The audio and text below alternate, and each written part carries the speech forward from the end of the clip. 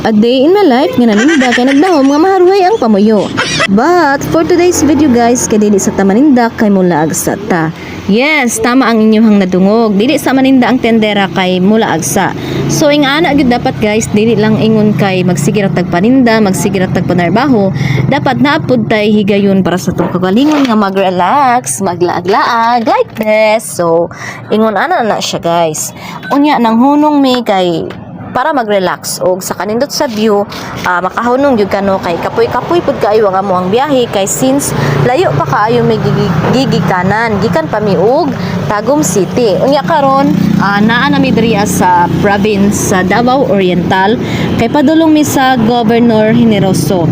So kay ang amo ang ruta gyud didto ami sa Parula, so mao nang layo-layo pa kaayo jud ang amo ang biyahe kay mukaon gyud ang ato ang biyahe mudagan og mga 5 ka oras. Pero kung latos-latuson jud pag-ayo ang dalan or latos-latuson pagpadagan ng motor, kayahon ata na og mga 3 hours.